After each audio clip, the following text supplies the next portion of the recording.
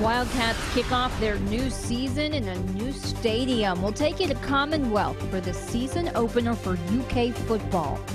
Fans had more than just the game to cheer about. Coming up, hear what some had to say about the grand opening of a renovated Commonwealth.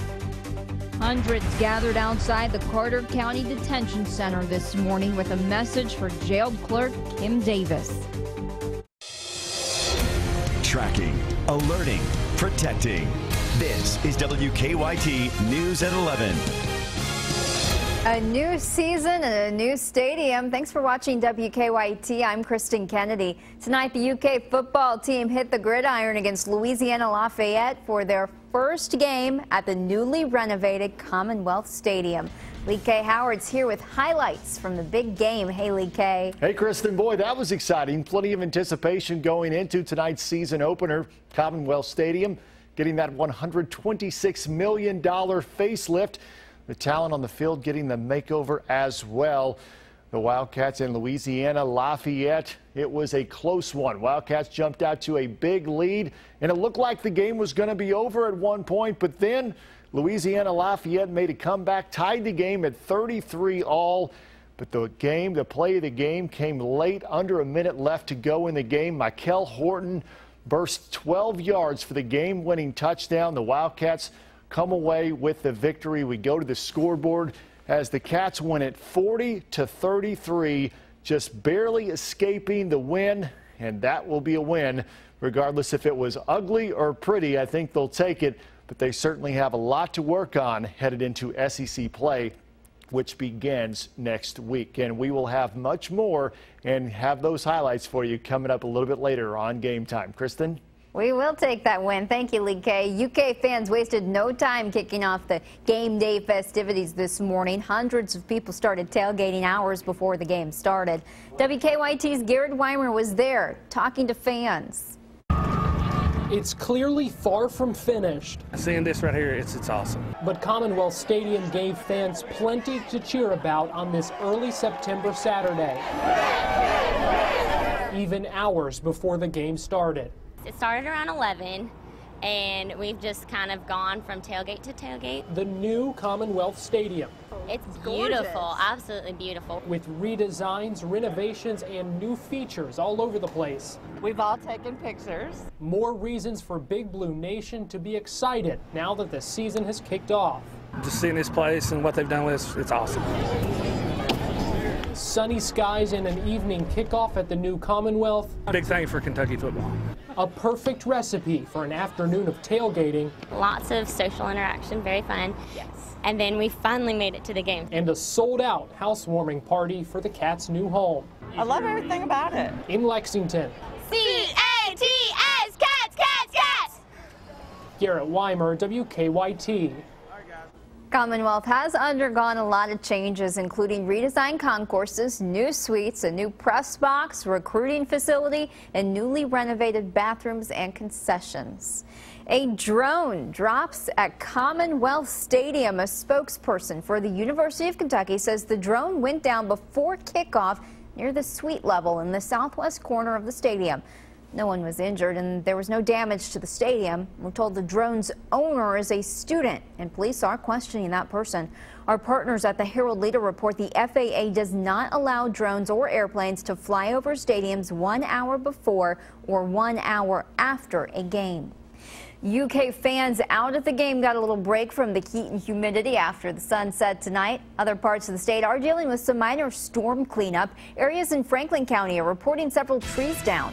Mike Linden is tracking the latest for our holiday weekend weather. That's right, Kristen. Earlier, some fans sent me in some tweets and some photos of pictures of lightning at Commonwealth Stadium that they were able to see earlier in the evening over the Franklin County area.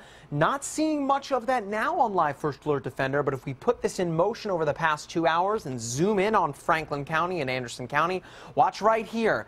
You can see that active weather, that storm just pulsing up seemingly out of nowhere. A lot of lightning. We even heard reports of penny-sized hail to go along with 60-mile-per-hour wind gust. But as soon as the storm was there, it was gone. In fact, a severe thunderstorm warning was out for that storm for a half an hour before dissipating. It just goes to show you that this pattern that we're under, with all of the warmth, all of the mugginess out there, we're still looking at the potential for those pop-up storms to develop. Not so much now the sun has set, but look at the warmth we're still holding on to. The mid to low 70s going on 11:15. It is still this warm. And once again, we'll get ready to do it all again as we head into tomorrow and into the holiday on Monday. It's summer in September. While it's still officially the summer, it's going to feel a lot more like July the next few days than the end of the summer, but a break is finally in sight. Kristen, I'll break it all down coming up in about 10 minutes. Jailed Rowan County Clerk Kim Davis got some support from the outside today. Davis is in jail for refusing to issue marriage licenses. Thursday, a federal judge found her in contempt of court. Today, hundreds gathered outside the Carter County Detention Center to send her a message. We love you, Sister Kim, if you can hear us in there.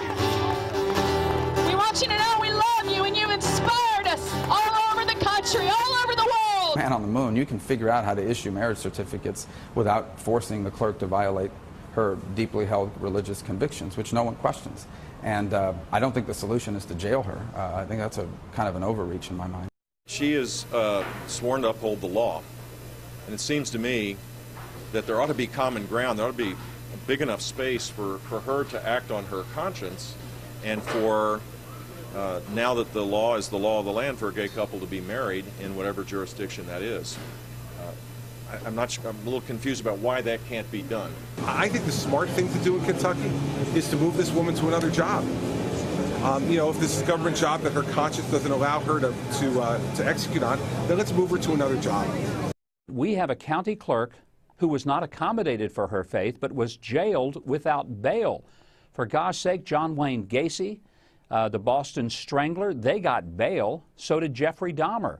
This is a county clerk who was not given any accommodation. Presidential candidate Mike Huckabee is expected to attend a rally for Davis next Tuesday outside the Carter County Detention Center. Kentucky Senator and presidential candidate Rand Paul weighed in on the issue, saying forcing conservative Christians to issue marriage licenses to same-sex couples is going to backfire. Paul suggests a compromise that would allow Kim Davis to refrain from putting her signature on the license, possibly a process involving a notary public who does not object to the law. A Louisville mother faces charges tonight after police say she didn't pick up her second-grade daughter from school until 8 p.m. Thursday. According to the arrest report, 39-year-old Nicole Campione was contacted by Height Elementary staff several times. And the principal says each time she had a different reason why she was late. Police say Campione told them she'd been at work and had at least one shot of alcohol. She has been charged with endangering the welfare of a minor. In Madison County, police are looking for a teenager who's been missing since Thursday. Richmond police say 15-year-old Michael Browning did not come home from school. A relative who has custody of Browning reported him missing. Police believe he may be in the Laurel County, Knox County area where his parents live. We're told they're not allowed to contact him. Browning is 6 feet tall, 185 pounds, with brown hair and brown eyes.